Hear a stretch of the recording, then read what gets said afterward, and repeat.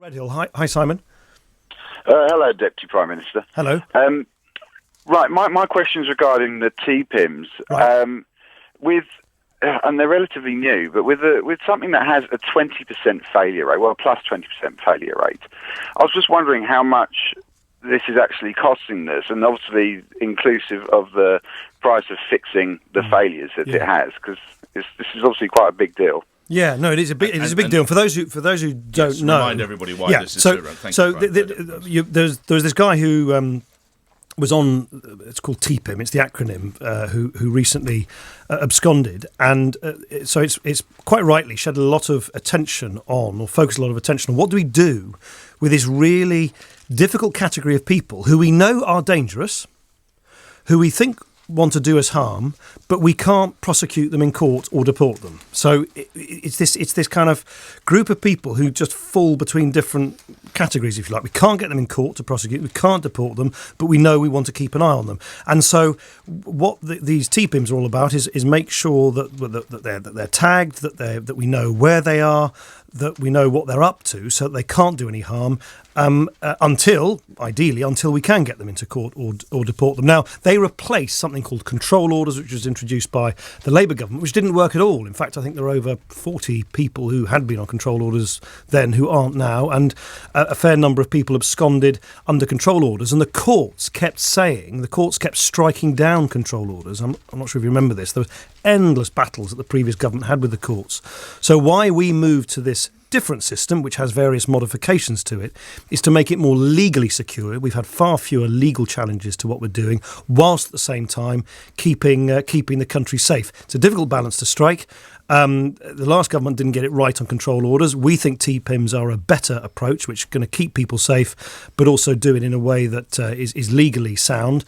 But clearly, we need to now, make sure that where someone has absconded, as they have, that we try and find them as soon as possible. Simon? Well, sadly, though, I mean, when you're in a situation with 20% of them, we've only had 9, which isn't a great amount, and two of the fellas have run away. And now we're in a situation where you've got the UK Border Force, the police, and MI5 all in search of this one fellow who's popped off yesterday with the harebrained scheme of running around in a burqa. I mean, I was talking to Nick the other day, and we were joking that it's a lot like Homeland, but sadly it is. When we're in a situation where TV writers appear to be brighter than our best and brightest espionage people in the country, well, look, it's a sad state of affairs. Well, look, is it something that we should worry about? Yes. Is it something we should constantly work on? Yes. But as I said, in a society of a rule of law, you can't.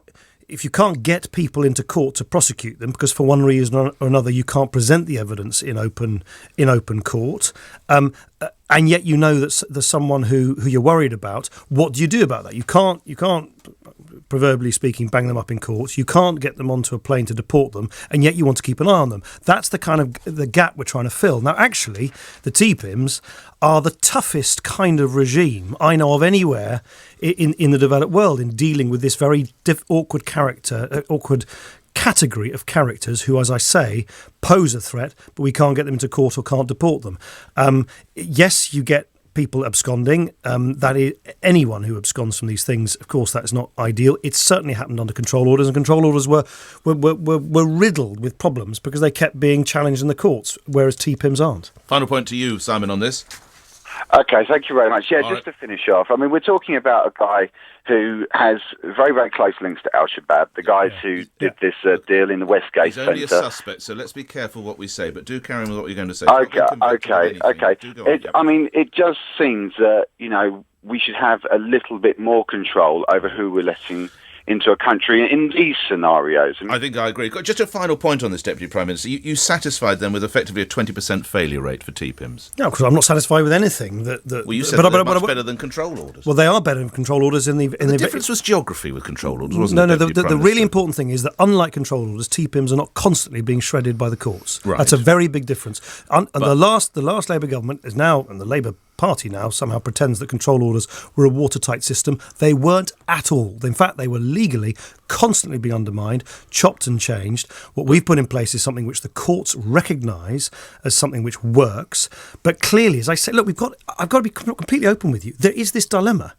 What do you do about people who pose a concern, but for one reason or another, you cannot stand up a prosecution But surely in you court? don't allow them back to their home. Because Sorry? under a control order, they were dispersed elsewhere in the But country. that made absolutely no difference to this It has been abscond. reported that you, personally, intervened in some form of discussion with the Conservative Party and felt that they should be allowed to return to their geographical area. Listen, the Conservative Party in its last manifesto was committed to reforming control orders. Both coalition Wouldn't parties... it make sense? If I'm a suspected terrorist, I shouldn't be allowed to live in Blackheath, should I? I should have to go and live in Norwich or somewhere. It made absolutely no difference to whether this guy put on a burqa or not. Let's just, let's get a bit of perspective. This guy went into a mosque, put on a burqa... The London Mayor thinks he was assisted in some way.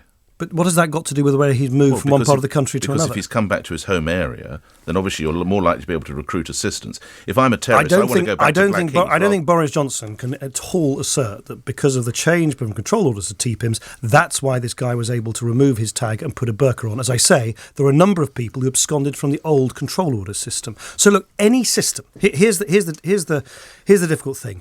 Any system where you can't deport someone or you can't lock somebody up having delivered a prosecution in court means that you're dealing with a certain degree of uncertainty. And you don't see any you don't see any location issue here. That is to say, they should not be able to return to their home area. I start from a simple principle. If you cannot prosecute someone in court, there are limits to how much you can curtail their freedom. Of course there are. That's the rule of law. It's something we've fought for centuries.